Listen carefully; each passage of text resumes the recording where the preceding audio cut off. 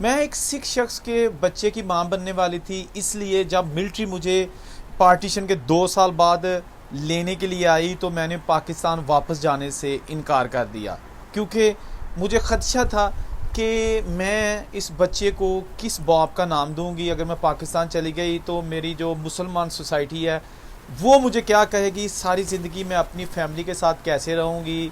अगर मेरा बच्चा पैदा होता है पाकिस्तान जाकर तो इस बच्चे को बाप का नाम जो है ना वो मैं क्या बताऊंगी। और दूसरा ये कि अगर मेरी किसी और जगह घर वाले शादी करते हैं तो मेरे इस बच्चे का क्या बनेगा।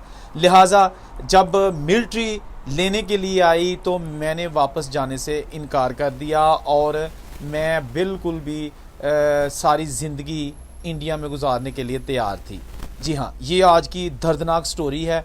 बहुत दिनों से ये स्टोरी का मुझे पता था, लेकिन मैं चाह रहा था कि इसको कैसे बयान किया जाए। इतनी दर्दनाकी, इतनी इसमें जो है ना वो सैडनेस का अंसर है। लेकिन स्टोरी बताने वाले ने जिस फैमिली के साथ ये वाक़या पेश आया उन्होंने कहा था कि हमारा नाम मत लीजिएगा, लेकिन हम ये चाहते हैं कि अपनी स्टोरी शेयर की जाए ताकि दुनिया को पता चल सके कि कैसे कैसे लोग जो है ना वो तबाह बर्बाद हुए 1947 की पार्टीशन को, कैसे कैसे जवान बच्चियां अपनी इज़्ज़तें गवा बैठी और अपनी जानें गवा बैठी और अपनी जमा पूंजी गवा बैठी।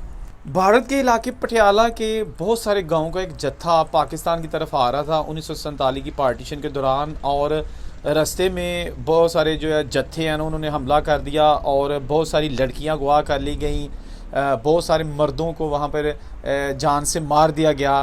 खैर 2 सहेलियाँ थीं मुसलमानों की लड़कियाँ, वो इकट्ठी गवाह की गई थी, इसलिए उनमें से एक पाकिस्तान आ गई थी जबकि दूसरी ने पाकिस्तान आने से इनकार कर दिया था। इसलिए जो पाकिस्तान आई थी उसने ये स्टोरी जो है ना वो मरने से पहले सुनाई थी, क्योंकि उसका भी इंतकाल हो चुका है अपनी एज पूरी करके पाकिस्तान में।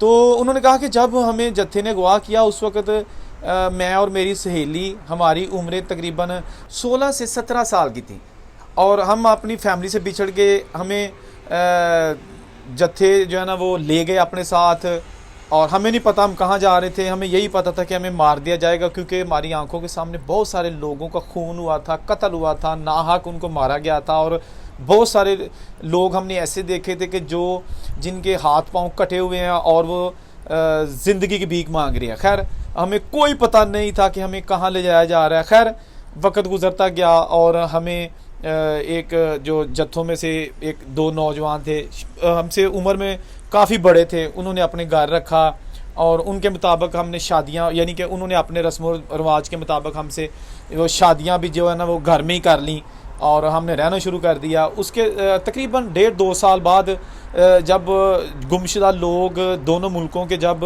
वापसी का अमल शुरू हुआ और फिर पता चलता था अगर कि पाकिस्तान के किसी गांव में हिंदू या सिखों की लड़की या कोई बुजुर्ग या कोई नौजवान रहता है या कोई बच्चा रहता है तो मिलिट्री वहां जाती है और उसको बाजियाब करवा के कैंप के ज़रिए इंडिया भिजवाती है। और इसी तरह कोई पता चलता इंडिया में रह गया मुसलमान तो उसको भी मिलिट्री जाती और उसको बाजियाब करवा के प्रोसेस के ज़रिए पाकिस्तान भिजवा दिया जाता।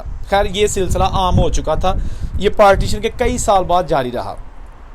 उसके बाद जब इनको पता चला किसी को कि जी यहाँ मुसलमानों की लड़कियां हैं, तो मिलिट्री जब गई तो एक लड़की, यानी जिसने स्टोरी सुनाई है, मैं उसका नाम भी सीगा राज में रखता हूँ, उसने कहा कि मेरी सहेली जो है ना उस वक़्त प्रेग्नेंट थी, तो एक सिख के बच्चे की जो है ना वो माँ बनने वाली थी। तो उसने मुझे, हम मिलती थी, तो उसने, क्योंकि हम एक ही गांव में थी, तो उसने मुझे कहा था कि मैं बिल्कुल नहीं जाऊंगी और मैंने छुप जाना है, जो भी होगा मैंने नहीं जाना, क्योंकि मैं इस कंडीशन में पाकिस्तान नहीं जाऊंगी। मैंने उसे बड़ा समझाया कि नहीं, हम जो ज़रूर जाएंगे और हम ज़िंदगी की ये जो सज़ा हमें मिली है ना करदा गुनाहों की, ऐसे गुनाहों की सज़ा के जो हमने सरजद भी नहीं किए थे, जो गुनाह हमने किए भी नहीं थे, उनकी सज़ा भुगत रहे हैं, तो हम ज़रूर जाएंगे, हम फाइट करेंगे। लेकिन वो सहेली ने कहा कि नहीं, हर सूरत में यहाँ रहूँगी और अब मैं पाकिस्तान नहीं जाऊँगी। ये बच्चा मेरा जो है ना ये जन्म लेगा तो कम से कम इसकी खातर अब मैंने वहाँ नहीं जाना, क्योंकि मैं वहाँ पाकिस्तान की जो मतलब है मुसलमानों की सोसाइटी होगी उसमें अपने आप को कैसे पेश करूँगी अपनी फैमिली के सामने, या जो बच्चा पैदा होगा।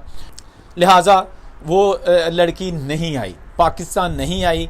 उसके बाद मैं तो पाकिस्तान आ गई और ज़िंदगी नए सिरे से शुरू की, फैमिली मिल गई।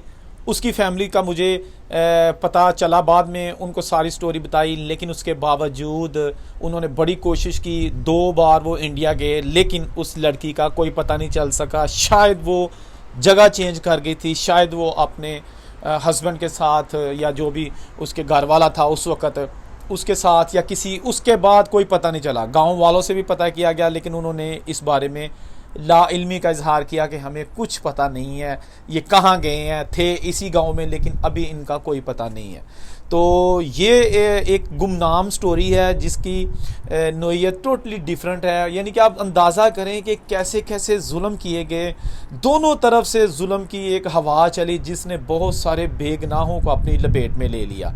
बहुत सारे लोग जो बहुत खाते पीते घरानों से ताल्लुक़ रखते थे, जब वो इंडिया से पाकिस्तान या पाकिस्तान से इंडिया हिजरत करके गए, माइग्रेशन की उन्होंने, तो वो ज़ीरो से स्टार्ट हुए और उनके पास कई कई महीने या कई कई सालों तक जो है ना वो खाने के लिए या सर छुपाने के लिए जगह भी प्रॉपर नहीं थी।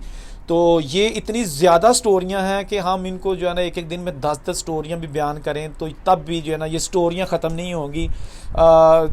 हमारा टाइम ख़त्म हो सकता है, हमारे जो चैनल की जगह है वो ख़त्म हो सकती है, लेकिन ये इतने दर्दनाक वाक़यात कभी ख़त्म नहीं हो सकते।